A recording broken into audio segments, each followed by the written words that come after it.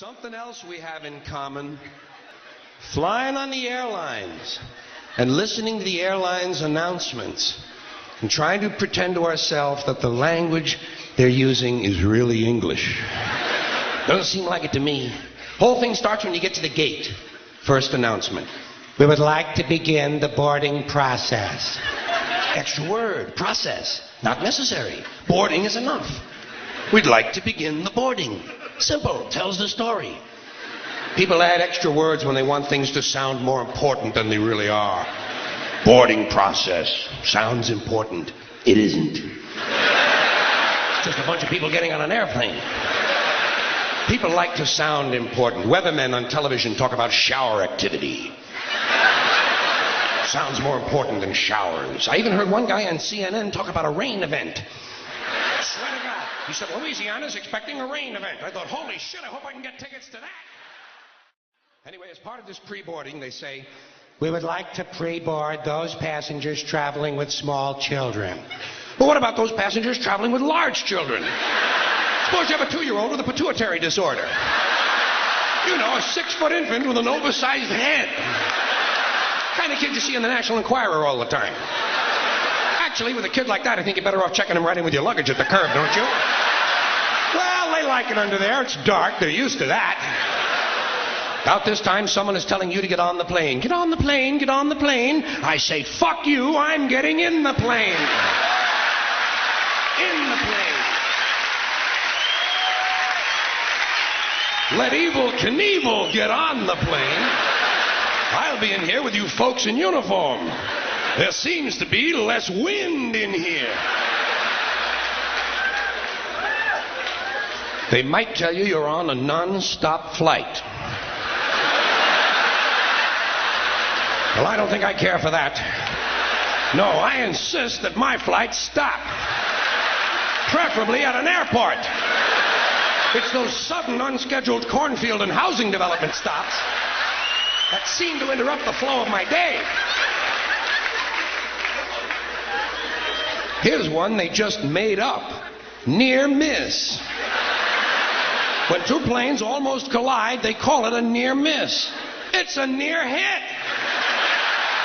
A collision is a near miss. Look, they nearly missed.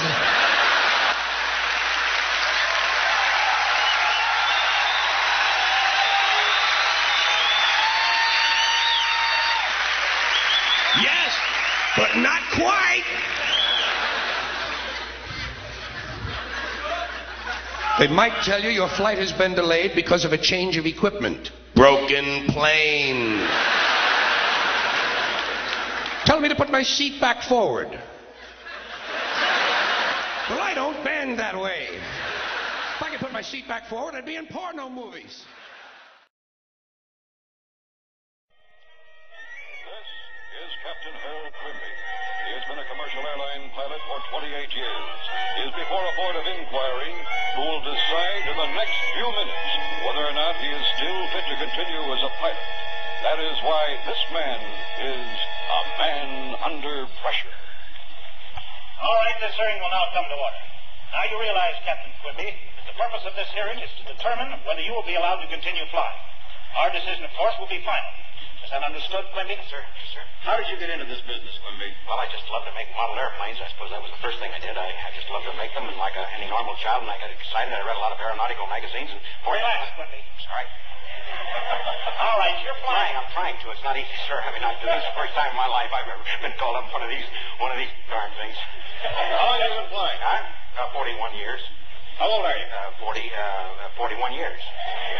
41 years of age. I see. All right, Quimby, here's a sample situation. Let's see how you handle it. Yes, sir. You're flying at 25,000 feet. The right starboard engine flings out. Your oil pressure is dropped below 2,500 cubics. What's your first move, Quimby? Well, first thing I would turn automatically to the co-pilot and get his reaction. The co-pilot? The co-pilot, man, the assistant, the man that takes two of us to fly. How do you do that? Takes two to tango, right? Well, it's the same thing in the air. I would turn to him and ask him if he could help me, because it's not always up to me. I'd certainly never ask a stewardess. Yes, sir. Do I smell whiskey on your breath? Well, I had a drink coming over, and I'll level with all three of you. I drink, yes. Always to and from the airport. Not while you're flying. Never while I'm flying. No, sir. I've turned around and stared. Are you swaying a little? Yes, a little. Yes, I'm terribly nervous. I thought for a minute it was a quake. Grimby, on a recent flight from Los Angeles to New York, you were flying Jet 707 and you never landed. No. Now, what became of that aircraft, Grimby? I gave it to my boy.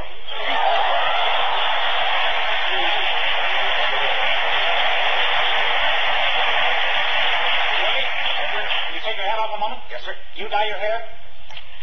I did for the dance, that was all. I understand you had quite an unusual reaction to your tetanus shot. Yes, I did. What was it? My head started to swell and then went into my feet. I was almost scheduled to be in the Thanksgiving Day parade. Perhaps you can explain this. Yes, I'll try to. You were on the New York to Chicago run last week, and you went 600 miles off course. How come? Well, it's not funny, Clippy. Right? We call it a Canadian goose, and how did I know?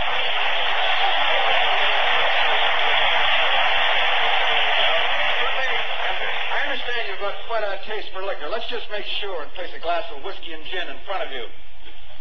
How does that affect you? Look over there, 707.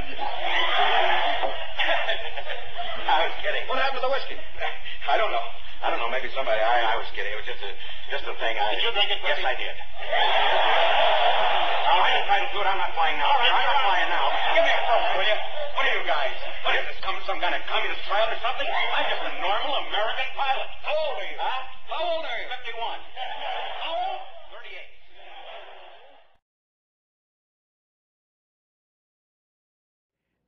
There are more planes in the air today than ever before in the history of aviation.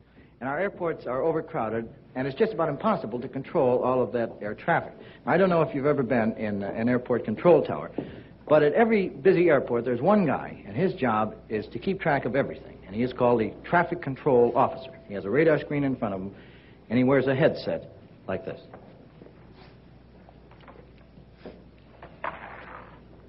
Oh, okay, all right, United 209.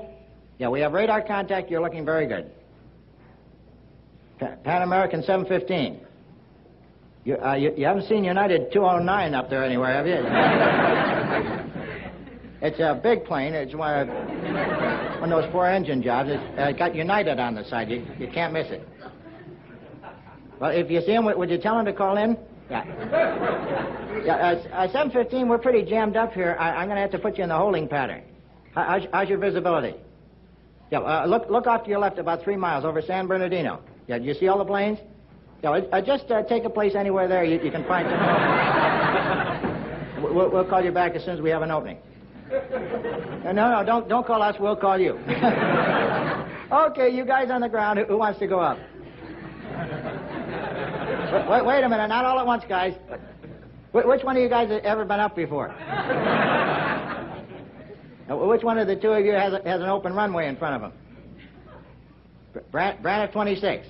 Okay, straight up, you pull up at the ocean, turn right again, and then straight ahead to Salt Lake City.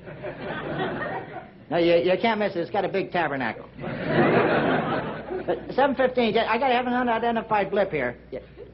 Blip? Yeah, listen, could you identify yourself? A Piper Cub. This is International Airport. We're sort of busy, you know. Why don't you try one of the local fields? Because your wife is meeting you here. Where are you exactly, Piper? The Texaco station at Hollywood and Western. All right, straight out the door and look to your right. You see the big hamburger sign?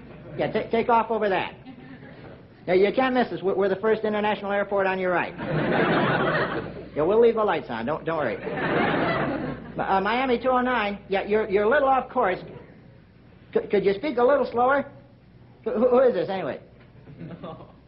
Just a passenger. Could you let me speak to someone in charge? You are. Where's the pilot? How about the stewardess? They are, huh? You ever landed a big plane like this before? No, it's easy. You just disengage your automatic pilot. It's a lever over your head to the right. Not all the way to the right. You already pull it. I don't know how to tell you this. You just emptied the washrooms.